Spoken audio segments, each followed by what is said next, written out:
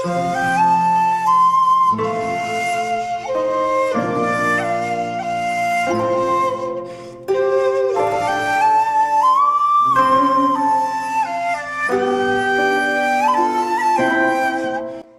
জমানো যে কতটা কষ্টকর আর কঠিন কাজ তা যে জমায় সেই জানে। কত শত শখ বিসর্জন দিয়ে ছোট ছোট স্বপ্নগুলোকে বালিশ চাপা দিয়ে তবেই টাকা জমাতে হয়। তবে আজকের এই ছোট ছোট শখ স্বপ্নগুলোকে চাপা দিয়েই কিন্তু বড় স্বপ্ন ছোঁয়ার জন্য আপনাকে এক ধাপ এগিয়ে যেতে হবে। আর সেজন্য প্রয়োজন সঠিক পরিকল্পনা। তাই সঠিক পরিকল্পনা করে নিজের কষ্টে জমানো টাকাগুলোকে সঠিক কাজে ব্যবহার করুন।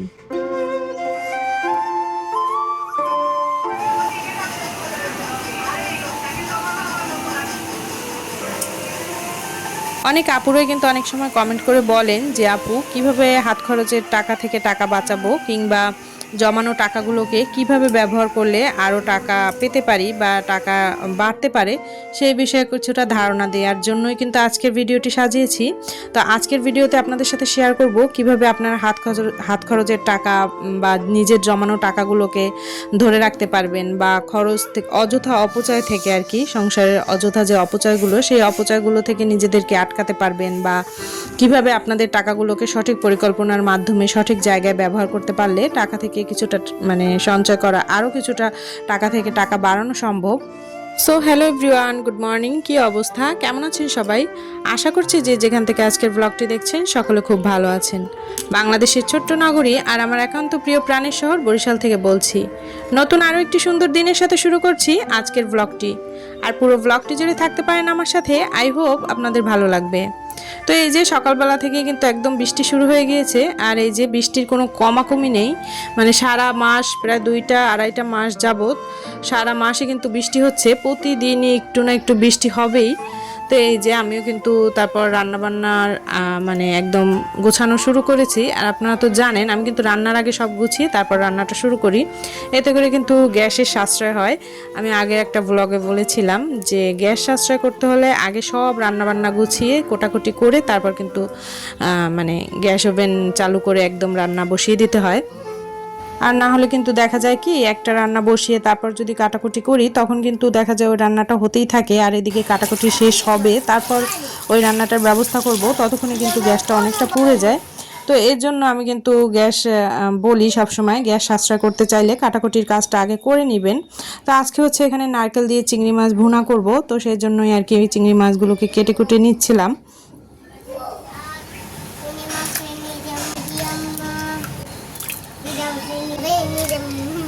তো এই তো, আর কিন্তু সেই সাথে আর কি রান্না করব দেখা যাক।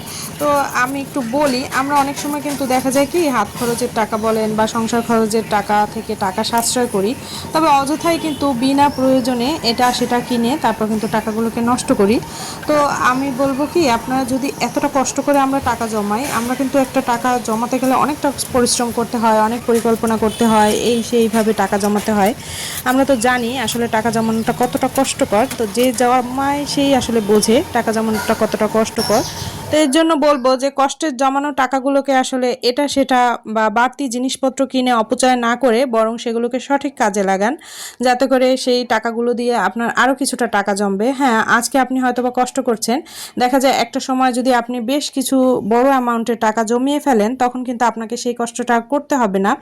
তো এর জন্য বলবো যে প্রথম কয়েকটা বছর খুব কষ্ট করে টাকাগুলোকে অপচয় না করে খুব সুন্দরভাবে সঞ্চয় করুন। আর তারপর কিন্তু দেখা যাবে যে একটা সময় যখন আপনি অনেকটা টাকা আপনার হয়ে যাবে তখন কিন্তু আপনার বড় স্বপ্ন বলেন, ছোট স্বপ্ন বলেন, সব স্বপ্নই আপনি পূরণ করতে পারবেন। তো সেই সাথে শেয়ার করছি, এ মাসে কিন্তু এই যে এই কড়াইটা কিনেছি, আসলে অযথা শপিং করার কথা নিষেধ করলে আমি নিজেও কিন্তু মাঝে মাঝে নিজেকে কন্ট্রোল করতে পারি না। তারপরও আমি কিন্তু নিজের টাকায় বেশি একটা শপিং করি না, দেখা যায় বরের পকেট ভাঙাই, কারণ বর আমাকে একটা নির্দিষ্ট অ্যামাউন্টের টাকা দেয়। তো ওই নির্দিষ্ট অ্যামাউন্ট থেকে কিন্তু আমি টাকা ঠিকই জমিয়ে রাখি, আর এক্সট্রা তার কাছ থেকে আর কি খরচ করাই, কিছু কেনার থাকলে তাকে পটিয়ে পাঠিয়ে তারপর হচ্ছে আমি খরচ করাই। না হলে দেখা যায় তার টাকা সে একটা তেমন সঞ্চয় করে না, যার জন্য আমি চিন্তা করি এক্সট্রা যে কেনাকাটাটা সেটা যদি তাকে দিয়ে করাই তাহলে কিন্তু দেখা যায় আমার টাকাটা সঞ্চয় হচ্ছে, আর তার টাকাটা যে সে এটা সেটা করে খরচ করছে ওটা আর সে করতে পারে না। এর জন্য কিন্তু তাকে দিয়ে সংসারের বাড়তি কেনাকাটা থাকলে করিয়ে নেই। তো আপনারাও এই ট্রিক্সটা কিন্তু অ্যাপ্লাই করতে পারেন আপুরা। যাদের হাজবেন্ডরা আসলে টাকা একটা নির্দিষ্ট অ্যামাউন্টের দেয় বা বাড়তি টাকা দিতে চায় না, তাদেরকে এটা সেটা কিনিয়ে পটিয়ে পাঠিয়ে তারপর খরচ করান। তাতে করে কিন্তু আপনার টাকাটাও বাঁচবে আর তার অযথা যে অপচয় সেটাও আপনি রোধ করতে পারবেন। তবে আজকের যে টিপসগুলো শেয়ার করব সেগুলোর মধ্যে কিন্তু এগুলো পড়ে না, এটা জাস্ট এমনি বললাম। তো যাই হোক, যারা এই মুহূর্তে আমার ভিডিওটি দেখছেন তারা কিন্তু চাইলে একটা লাইক দিয়ে আমার ভিডিওটি কন্টিনিউ করতে পারেন। এছাড়াও যদি কেউ নতুন হয়ে থাকেন আমার চ্যানেলে, তাহলে কিন্তু চ্যানেলটি সাবস্ক্রাইব করে, আর আপনি যদি এই ধরনের ভিডিও দেখতে পছন্দ করেন তাহলে কিন্তু চ্যানেলটি সাবস্ক্রাইব করে আমার ছোট্ট চ্যানেলটির পাশে থেকে যেতে পারেন। তো হাঁটি হাঁটি পা পা করে কিন্তু চ্যানেলটা প্রায় 3000 সাবস্ক্রাইবারের একটা পরিবারে মানে পরিণত হচ্ছে। এর জন্য কিন্তু যারা শুরু থেকে শেষ পর্যন্ত এখনও আমার চ্যানেলের সাথে আছেন, এর জন্য আপনাদের অসংখ্য ধন্যবাদ।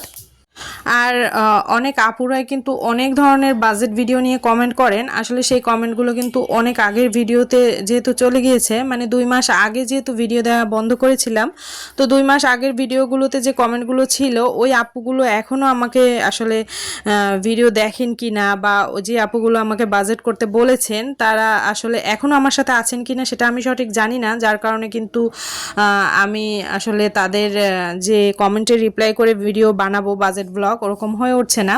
তো এর জন্য বলবো যে যারা আপনারা এখন আমার সাথে আছেন এবং চাচ্ছেন আপনাদের কমেন্ট নিয়ে ভিডিও বানাই, তারা কিন্তু আমার এই নতুন ভিডিওগুলোতে একটু কষ্ট করে কমেন্ট করবেন, তাতে করে কিন্তু আমার আসলে নজরে আসবে ব্যাপারটা। কারণ কি অনেক আগের ভিডিওগুলোর কমেন্টগুলো কিন্তু আসে না আর ওইভাবে দেখাও হয় না, যার কারণে কিন্তু ভিডিও বানাতে পারছি না। তো আজকের ভিডিওতে তো আগেই বলেছি শেয়ার করব যে কিভাবে টাকার অপচয় রোধ করতে পারবেন। গত ভিডিওতে একটা আপু কমেন্ট করেছিল যে তার হাত খরচ হচ্ছে 1500 টাকা, তো ওই টাকা থেকে সে কিভাবে টাকা বাঁচাবে। তো আসলে যেহেতু আপু আমি জানি না যে আপনার হাত খরচ 1500 টাকায় আপনি কি কি হাত খরচ করেন, সেজন্য ওই বিষয়ে কিছু বলতে পারছি না। তবে হাত খরচের টাকা কিভাবে বাঁচাবেন বা টাকাগুলোকে কিভাবে কাজে লাগাবেন সেই সম্পর্কে অবশ্যই টিপস দেবো। তবে তার আগে বলি, আরেকজন কিন্তু মানে একটা আপু অনেক আগে কমেন্ট করেছিলেন আমার এই চুলাটার ব্যাপারে, চুলাটা কেমন। হ্যাঁ, চুলাটা ব্যবহার করে বেশ শান্তি পাচ্ছি, কিন্তু এই চুলাটা কিন্তু এই যেখান থেকে আর কি আগুনটা বের হয় তার চারপাশটা কিন্তু আসলে পরিষ্কার করা যায় না।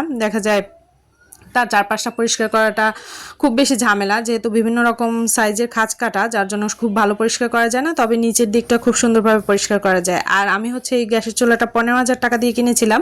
তো আপু একটা ধারণা চেয়েছিলেন, যার কারণে বলে দিচ্ছি। আর এই যে এখানে কিন্তু বৃষ্টি হয়েই যাচ্ছে, তো ঘরে যেহেতু তেমন তরকারি নেই, তো আমি কিন্তু মাঝে মাঝে তরকারি না থাকলে ছাদের বাগান থেকে টুকটাক সবজি আর কি নেই। তো ছাদের বাগানে এখন তেমন একটা সবজি নেই, কিছু বেগুন গাছে বেগুন হয়েছে, ভাবলাম বেগুনটা ভাজি করি।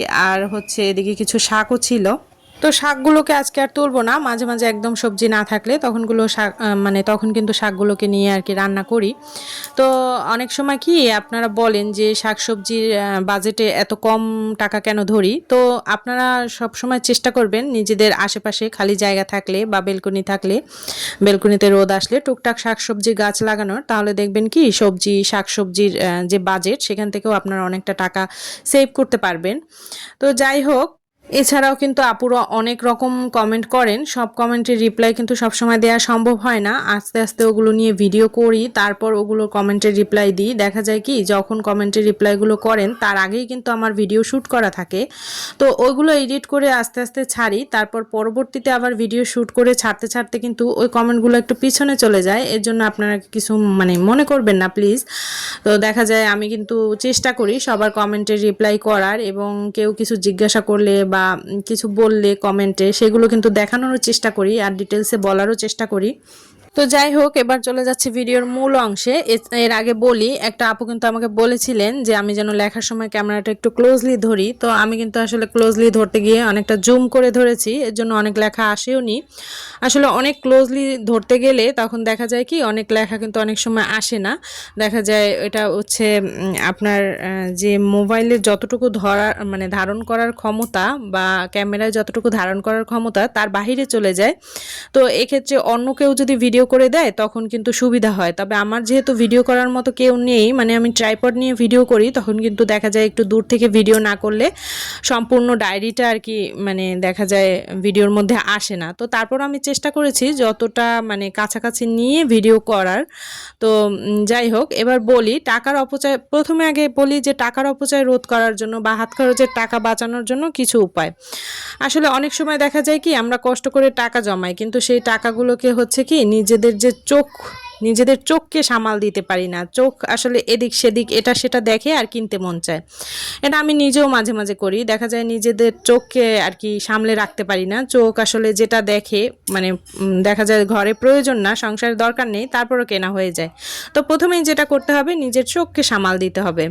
এরপর যে ভুলটা আমরা করি সেটা হচ্ছে অনলাইনের বিভিন্ন প্ল্যাটফর্মে ঢুকে, যেমন দারাজ বলুন, ফেসবুক বলুন, বা বিভিন্ন অনলাইন যে কেনাকাটার অ্যাপসগুলো, ওগুলোর মধ্যে ঢুকি, অযথা সময় নষ্ট করি, অবসর সময় আর কি। আর তখন কিন্তু এটা সেটা দেখে তখন কিনি। দেখা যায় কি অনেক সময় ফেসবুকে যেহেতু আমরা বেশি থাকা হয়, তখন কিন্তু দেখা যায় বিভিন্ন পেজে মানে শপিং পেজগুলো চোখের সামনে আসে, আর তখন কিন্তু আমরা নিজেদের কন্ট্রোল করতে পারি না। অনেক কষ্ট করে টাকা জমাই তো ভালো সংসার থেকে, কিন্তু ওই টাকাগুলো কিন্তু দেখা যায় ড্রেস কিনি, না হলে এটা কিনি, সংসারের ওটা কিনি, টুকিটাকি কিনি, এগুলো করতে করতে কিন্তু ওই টাকাগুলোকে আবার খরচ করে ফেলি। তো এর জন্য বলবো যে আজ থেকেই এই ধরনের অ্যাপসের পারলে ইগনোর করুন, আর না হলে আনইনস্টল করুন। চেষ্টা করুন এই ধরনের অ্যাপস বা এই ফেসবুকের যে বিভিন্ন পেজ মানে দোকান শপিংয়ের যে পেজ, ওগুলোকে মানে প্রয়োজন না থাকলে ওগুলোকে বারবার ঘোরাঘুরি করে নিজেদের সময় বা টাকা নষ্ট না করার। আমি আপনাদেরকে সবসময় এই সাজেশনটা দিব যে আপনারা যে সংসার খরচের টাকা থেকে টাকা জমানোর যদি চিন্তা থাকে, তাহলে কিন্তু আপনারা এই ধরনের পেজ বা এই ধরনের শপিং যে অ্যাপসগুলো, ওগুলোতে ঘোরাঘুরি বন্ধ করুন। দেখবেন আপনার টাকায় এমনিতেই জমে যাচ্ছে। তখন যে আপনার হাতে যে টাকাটা থাকবে ওটাকে এমনিতেই জমে যাচ্ছে। আমাদের কিন্তু এখন অনলাইনের যুগে বেশিরভাগই এই ধরনের অনলাইন কেনাকাটাই বেশি টাকা নষ্ট হয়। তো এরপর যেটা করবেন যে অনেকের কিন্তু মানে থাকে অভ্যাস থাকে যে দরকার নেই, তারপরও গেলাম এক ভাবির সাথে শপিং মলে বা ঘোরাঘুরি করলাম, হাতে সময় আছে, হাঁটতে হাঁটতে শপিং মলে ঢুকলাম, সুপার শপে ঢুকলাম, তখন কিন্তু দেখা যায় যেটা দরকার নেই টুকটাক এটা সেটা কিনে টাকাগুলোকে নষ্ট করে ফেলি। তখন কিন্তু হাতে একদমই আমরা টাকাগুলোকে আর রাখতে পারি না। তো এই জন্য বলবো এই ধরনের অনলাইন কেনাকাটা বন্ধ করুন, এবং সেই সাথে এই ধরনের শপিং মলে ঘোরাঘুরি করা বা আরএফএল বেস্ট বাই, সুপার শপে ঢোকা বা স্বপ্নতে ঢোকা এবং এটা সেটা কেনা, এই ধরনের কেনাকাটা বন্ধ করুন। এবং আমি বলবো ওই ধরনের ঘোরাফেরার বা শপিং মলে ঘোরারই কোনো দরকার নেই। টাকা জমানোর ইচ্ছা থাকলে ওই ধরনের শপিং মলে ঘোরারই কোনো দরকার নেই। আজকে নিজের ছোট ছোট ইচ্ছেগুলোকে একটু বালিশ চাপা দেন, ভবিষ্যতে আপনার সন্তানের জন্য ভালো হবে, আপনার নিরাপত্তার ক্ষেত্রে ভালো হবে। তারপর যখন একটা সময় হয়তো বা আপনি অনেকটা টাকার মালিক হবেন, যখন মনে করবেন যে না আমার পর্যাপ্ত পরিমাণে এখন টাকা আছে আর এখন আমি টুকটাক কিনতে পারি, তখন কিনবে। তো এরপর হচ্ছে যতটুকু প্রয়োজন আমাদের প্রতি মাসে ততটুকুই বাজার করুন। অনেকে কিন্তু করে যে চাল একসাথে 6 মাসেরটা কিনে রাখে। তো আমার তো এটা দরকার নাই, আমার প্রতি মাসে যতটুকু দরকার ততটুকু চাল কিনি আমি। তাতে করে কিন্তু আপনার অনেকভাবে অপচয় রোধ হয়।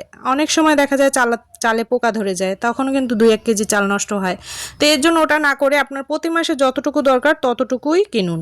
প্রতি মাসে অনেকেই করে যে তেল দরকার নাই তারপরও কিনে স্টক করে রাখে। কি দরকার? তেল যে জিনিসটা আমার প্রতি মাসেই আমি পাচ্ছি হাতের কাছে, সেই জিনিসগুলো কেনার দরকার নেই। আর যেই জিনিসগুলো দেখবেন দাম ওঠানামা করে, যেমন পেঁয়াজের দাম এক সময় কিন্তু 200-300 টাকা কেজি হয়ে যায়, তো তখন আগে থেকে পেঁয়াজ কম দামে পেলে কিনে রাখবেন। তবে এই বছর কিন্তু এই বিষয়টা হয় নাই, এই বছর কিন্তু পেঁয়াজের দামটা ঠিকই ছিল। তো যখন মনে করবেন যে সামনের মাসে দামটা বাড়বে, তখন একটু কিনে স্টক করে রাখবেন। এছাড়া প্রতি মাসে যতটুকু দরকার ততটুকুই কিনুন, বেশি করে কিনে অযথা টাকাগুলোকে আটকে রাখবেন না। তাতে করে কিন্তু আপনি যতটুকু টাকা জমাবেন ততটুকু টাকা কিন্তু আপনার ওইসব স্টক করার পিছনেই নষ্ট হয়ে যাবে। এরপর বলবো যারা একদমই টাকা জমাতে পারেন না, মানে হাতে টাকা থাকলেই একদম খচখচানি শুরু হয়ে যায়, মানে টাকা ভাঙতে মন চায়, তারা হয় ঘরে মাটির ব্যাংক কিনে রাখুন, না হলে ডিপিএস এ টাকা জমান। 500, 1000, 2000, 5000 যতটুকু টাকা আপনি মনে করেন, প্রতি মাসে একটা টার্গেট নিয়ে রাখবেন যে আমি প্রতি মাসে এই টাকাটা জমাবো, যে আমি প্রতি মাসে 2000 টাকা জমাবো, 5000 টাকা জমাবো, এবং ওগুলো একটা ডিপিএস করে রাখবেন। একদম মাসের শুরুতেই হাতের টাকাটা একদম স্যালারি পাওয়ার সাথে সাথে বা ভাই হাতে টাকা দেওয়ার সাথে সাথে ওই টাকাটা গিয়ে আপনি ডিপিএসে রেখে দেবেন। এতে করে কিন্তু আপনার টাকাটা আটকে গেল, তখন কিন্তু আপনি ওই টাকাটা আর খরচ করতে পারলেন না। এভাবে নিজেদের কন্ট্রোল করুন। তো এরপর বলি যে এই জমানো টাকাগুলোকে কিভাবে আপনি ব্যবহার করবেন। প্রথমত আমি যেটা বলবো, আমাদের বাংলাদেশের সবচেয়ে নিরাপদ হচ্ছে পারিবারিক সঞ্চয়পত্র, এবং যেটা কিনা শুধুমাত্র বাংলাদেশ ব্যাংকেরটাই আমি নিরাপদ মনে করি। তা আপনার যদি 50,000 থেকে 1,00,000 টাকা বছরে জমাতে পারেন কোনোভাবে, তাহলে আপনি ওটা পারিবারিক সঞ্চয়পত্র করুন। তো এটাকেই আমার সবচেয়ে বেশি নিরাপদ মনে হয়, এবং আমি নিজেও কিন্তু এই পারিবারিক সঞ্চয়পত্র করেই টাকা থেকে টাকা করেছি। দেখা যায় পারিবারিক সঞ্চয়পত্রে টাকা রাখি, ওটার মুনাফা দিয়ে ডিপিএস চালিয়ে বা ওটার মুনাফা জমিয়ে তারপর কিন্তু আরও টাকা বাড়িয়েছি। তো এর জন্য সবচেয়ে নিরাপদ মনে হয় আমার পারিবারিক সঞ্চয়পত্র। কিছুদিন আগে একটা আপু কিন্তু মানে একটা দিদিভাই কিন্তু ইন্ডিয়া থেকে কমেন্ট করেছিলেন যে মিউচুয়াল ট্রাস্ট ফান্ড আছে কিনা। আমাদের এদিকে কিন্তু ওরকম মিউচুয়াল কোনো ফান্ড নেই। এখানে আছে বিভিন্ন ধরনের ইন্স্যুরেন্স, শেয়ার বাজার, ওগুলোতে কিন্তু টাকা এখন রাখাটা ততটা নিরাপদ না। দেখা যায় শেয়ার বাজারে ধস বাংলাদেশে চলতেই থাকে। আর যে বিভিন্ন ইন্স্যুরেন্স, ওগুলো কিন্তু বাটপারি ব্যবসা। বাংলাদেশের বেশিরভাগ ব্যবসায়ীরা এখন টাউটারি বাটপারি করে। মানুষের টাকা পেলে ওগুলো মানে ফেরত দেওয়া তো দূরের কথা, টাকা মেরে কতক্ষণে ভাগবে। এর জন্য ওগুলো কিন্তু আমাদের জন্য নিরাপদ না। সবচেয়ে নিরাপদ আমি মনে করি বাংলাদেশ ব্যাংক। তো এরপর অনেকে আছে যে ইসলাম ধর্মে আছে মুনাফা খাওয়া যাবে না বা মুনাফা নেওয়া যাবে না। তো ওই ধরনের যদি মেন্টালিটি থাকে যে আপনি মুনাফা টাকা হারাম, তো আপনি ওটা খাবেন না, তো সেক্ষেত্রে আপনি যেটা করতে পারেন যে জুয়েলারি কিনে রাখুন। আপনার কাছে ধরেন 10,000 টাকা বা 15,000 টাকা আছে, আপনি এক দোকানে যান, 1 আনা, হাফ আনা, যতটুকু পারেন ততটুকু জুয়েলারি কিনে রাখুন।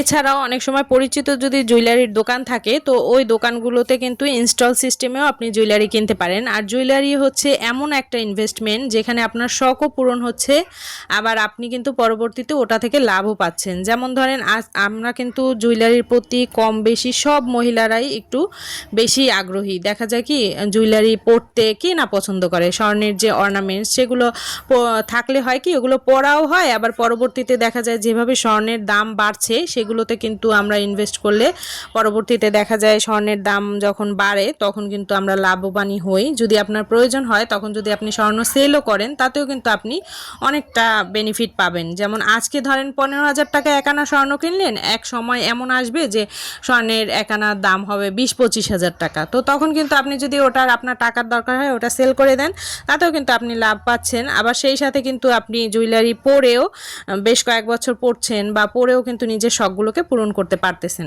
তো এই জন্য বলবো যে যারা একদম পারিবারিক সঞ্চয় করতে চান না বা ব্যাংকে টাকা রেখে মুনাফা খেতে চান না, তারা হচ্ছে জুয়েলারি কিনে রাখতে পারেন। তো এরপর হচ্ছে যাদের পক্ষে যারা মনে করেন যে আমি না জুয়েলারিও কিনবো না, আবার সঞ্চয়পত্রও করবো না, এফডিআরও করবো না, তো তারা যেটা করতে পারেন, আপনারা হচ্ছে গ্রামে যদি থাকেন সেখানে আপনাদের গ্রামে নিরাপদ জমি যেটা মানে আপনার পরিচিত বা এই জমিতে কোনো ভেজাল নেই, কাগজপত্রে কোনো ভেজাল নেই, তো সেই ধরনের জমি কিনে রাখতে পারেন অল্প টাকায়। যেটা হচ্ছে আপনি কয়েক বছর পরও যদি সেই জমিগুলো সেল করেন তাহলে হচ্ছে আপনি অনেকটা বেনিফিটেড হবেন। মানে আপনার আজকে যে টাকায় কিনলেন পরবর্তীতে তার থেকে বেশি টাকায় বিক্রি করলেন, তো সেই ক্ষেত্রেও কিন্তু আপনার টাকা থেকে টাকা বাড়তেছে। তো এরপর হচ্ছে আপনাদের এছাড়াও যদি মনে করেন গ্রামে আছেন, আপনাদের অনেক জমি জমা আছে, সেই ক্ষেত্রে জমিগুলোকে ফেলে না রেখে ওগুলোকে বর্গা দিতে পারেন, বা বিভিন্ন ধরনের অনেকে কিন্তু পানের বরেও টাকা লাগায়, তো ওইভাবে পানের বরে নিতে পারেন বা জমি বর্গা দিতে পারেন, বা চাষবাসের জন্য অন্য মানুষ সেট করে দিতে পারেন যাতে করে চাষবাস করার পর একটা লভ্যাংশ আপনার হাতে আসে। তো এভাবে করে কিন্তু আপনি আপনার টাকাগুলোকে কাজে লাগিয়ে তারপর হচ্ছে টাকা দিয়ে টাকা বাড়াতে পারেন। তো এরপর যদি মনে করেন এগুলো কোনো কিছুই আপনার পক্ষে সম্ভব না, আপনি হচ্ছে তাহলে অনলাইনে কিন্তু এখন ছোটোখাটো করে আপনি ছোটোখাটো ব্যবসা শুরু করতে পারেন। অনলাইনে কিন্তু 3 পিসের ব্যবসা বলেন বা মেয়েলি বিভিন্ন ধরনের জিনিসের ব্যবসা, যেমন জুতো, জামা, ব্যাগ, তারপর অর্নামেন্টস, এই ধরনের ব্যবসা করেও কিন্তু অল্প পুঁজিতে, আমি সবসময় বলবো যে ব্যবসা শুরু করলে অল্প টাকায় শুরু করুন। অল্প টাকায় কিন্তু এই ধরনের ব্যবসা করেও আপনি কিন্তু আপনার টাকাকে কাজে লাগিয়ে এবং সঠিক পরিকল্পনা করে টাকা থেকে টাকা বাড়াতে পারেন। তো আমি আবারও বলছি যে আমি টাকা থেকে টাকা তৈরি করার ক্ষেত্রে সবচেয়ে বেশি প্রিফার করব পারিবারিক সঞ্চয়পত্র। ওটা যদি সম্ভব না হয় তাহলে জুয়েলারি।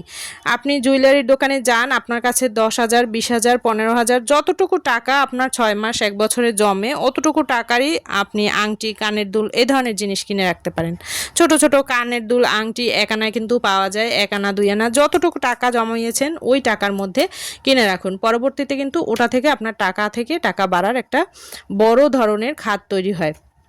এছাড়াও কিন্তু যারা টাকা আগেই তো বললাম, যারা টাকা একদমই জমাতে পারেন না তারা ডিপিএস করবেন বা এফডিআর করে রাখতে পারেন, বা এতে করেও কিন্তু দেখা যায় এফডিআর করার ক্ষেত্রে আপনি যদি ডাবল স্কিমে এফডিআর করেন, মানে 7 বছর 5 বছর, যাতে করে টাকাটা ডাবল হয়, ওই ধরনের এফডিআর করলে কিন্তু বেশি লাভজনক। তো এর জন্য আপনারা এফডিআর করতে পারেন। আর এছাড়া প্রতি মাসে যতটুকু টাকা আর কি জমাবেন, ওই টাকাটা টার্গেট করে একটা ডিপিএস করে রাখতে পারেন। তো এই হচ্ছে আজকের টিপস। আশা করছি আমার টিপসগুলো থেকে একটু হলেও আপনারা ধারণা পেয়েছেন বা একটু হলেও উপকৃত হয়েছেন। যারা উপকৃত হচ্ছেন তারা কিন্তু চাইলে একটা কমেন্ট করে আমাকে জানাতে পারেন।